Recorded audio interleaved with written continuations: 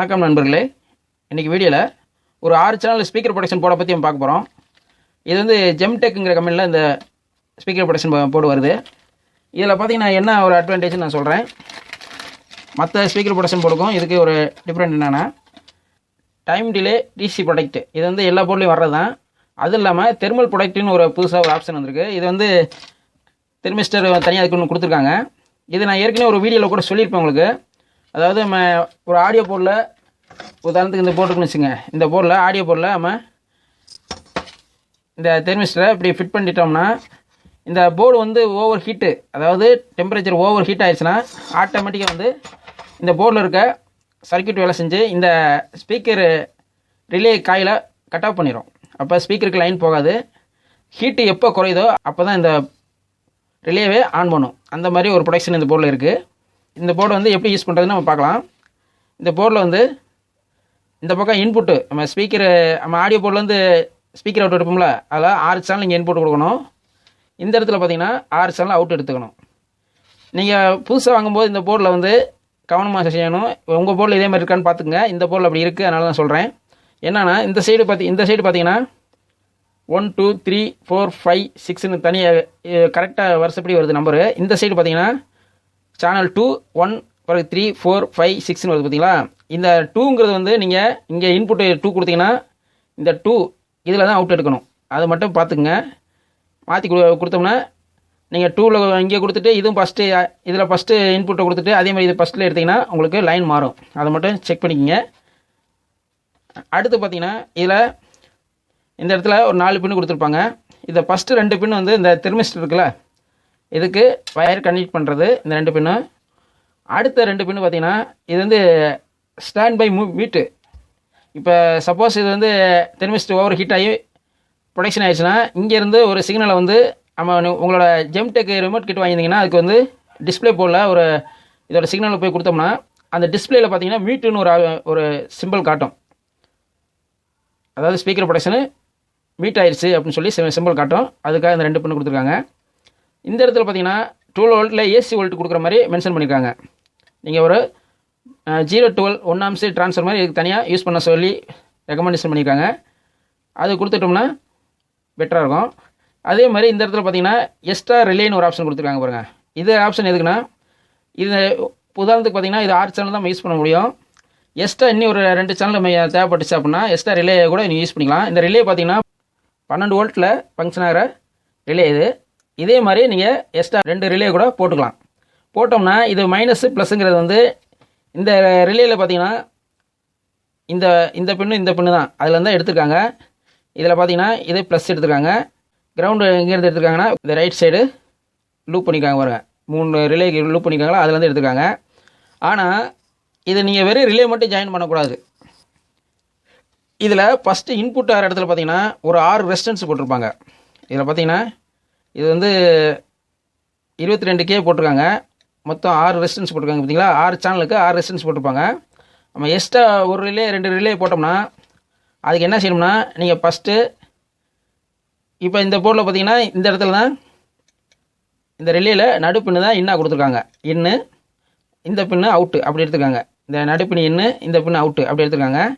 நம்ம extra relay போடும்போது இப்போ நான் ஒரு ரிலே காட்டுறேன் பாருங்க. இப்போ எக்ஸ்ட்ரா ஒரு ரிலே போடும்போது ப்ளஸ்ஸு மைனஸு இதை எடுத்து எக்ஸ்ட்ரா ரிலேயில் கொடுத்துருங்க. இந்த இடத்துல இன்புட் கொடுக்கணும். நீங்கள் ஆடியோ போர்டோட ஸ்பீக்கர் அவுட் எடுப்பீங்களா, எக்ஸ்ட்ரா 6 சேனல் இல்லாமல் எக்ஸ்ட்ரா ஒரு சப்பூஃபர் போடுறீங்க அப்படின்னா அதுக்கு இங்கே இன்புட் கொடுத்து இங்கே அவுட் எடுக்கணும். அப்போ இந்த இன்புட் கொடுக்குற இடத்துலேருந்து ஒரு ரெசிஸ்டன்ஸ் போடணும். 22K ரெசிஸ்டன்ஸ் ஒன்று போட்டு அதை நேராக கொண்டு போய் இந்த 6 ரெசிஸ்டன்ஸும் பார்த்திங்கன்னா ஒரே இடத்துல ஜாயின் பண்ணியிருக்காங்க பார்த்தீங்களா, ஒரு ட்ராக்கு. அந்த இடத்துல போய் அந்த ரெசிஸ்டன்ஸை போய் அந்த இடத்துல கனெக்ஷன் பண்ணிடணும். அப்போனா தான் இப்போ எதுக்கு அதை ஜாயின் பண்ணுறோம்னா, இப்போ இந்த ரிலேலாம் பார்த்தீங்கன்னா இப்போ இன்புட்டில் டக்குன்னு டிசி ஆயிடுச்சுன்னா இந்த ரெசிஸ்டன்ஸ் மூலமாக சிக்னல் போய் இந்த சர்க்யூட் வேலை செய்யும். டக்குன்னு இந்த ப்ரொடக்ஷனு ஆயிரும். ஆனால் எக்ஸ்ட்ரா ரிலே போடும்போது நீங்கள் அந்த 22K ரெசிஸ்டன்ஸ் போடலைன்னா இந்த எக்ஸ்ட்ரா கொடுக்குற ஆடியோ போர்டில் ஏதாவது ஷார்ட் இருந்துச்சுன்னா இங்கேருந்து சிக்னலு இந்த போர்டுக்கு போகாது. அதுக்காக ஒரு ரெசிஸ்டன்ஸை கொண்டு போய் இங்கனுக்குள்ளே, அதாவது 22K ரெசிஸ்டன்ஸை இந்த இன்புட் கொடுக்குறோம்ல இதிலேருந்து கொண்டு போய் இந்த இடத்துல அடிக்கணும். இந்த மாதிரி இதை யூஸ் பண்ணணும். இப்போ உங்களுக்கு இதை ஆன் பண்ணி உங்களுக்கு காட்டுறேன், எப்படி ஃபங்க்ஷன் ஆகுது உங்களுக்கு சொல்கிறேன். இந்த தெர்மிஸ்டரும் எப்படி வேலை செய்யுது, அதேமாதிரி ஸ்பீக்கர் ப்ரொடக்ஷன் எப்படி வேலை செய்யுதுன்னு பார்க்கலாம். இதில் இந்த சேவ் லைட் எரிஞ்சுன்னா ரிலே ஆன் ஆகாமல் இருக்குன்னு அர்த்தம், ஆஃப் ஆயிடுச்சுன்னா ரிலே ஆன் ஆயிடுச்சுன்னு அர்த்தம். ப்ரொடக்ஷன் ஆயிடுச்சுனாவே இந்த சேவ் லைட் எரியும். இது வந்து பவர் லைட்டு. இப்போ ஆன் பண்ணி பார்க்கலாம். ஃபஸ்ட்டு இந்த தெர்மிஸ்டரை ஃபஸ்ட்டு 2 பின்லாம் நான் பற்ற வச்சுக்கிறேன். இது உங்களுக்கு எப்படி வேலை செய்யுது மட்டும் உங்களுக்கு சொல்கிறேன். நீங்கள் அதுபடி நீங்கள் உங்களோட ஆடியோ போர்டில் கனெக்ஷன் பண்ணிக்கிங்க.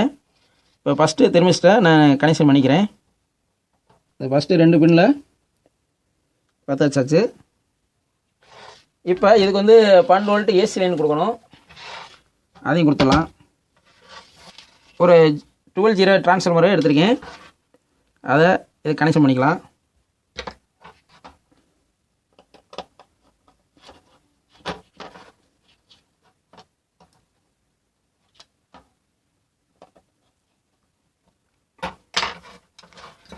கனெக்ஷன் பண்ணியாச்சு.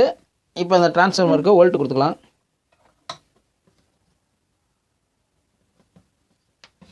டிரான்ஸ்ஃபார்மருக்கு வோல்ட்டு கொடுத்தாச்சு. அடுத்தது ஆன் பண்ணிக்கலாம். ஆன் பண்ணிட்டேன், பவர் லைட் எரியுது.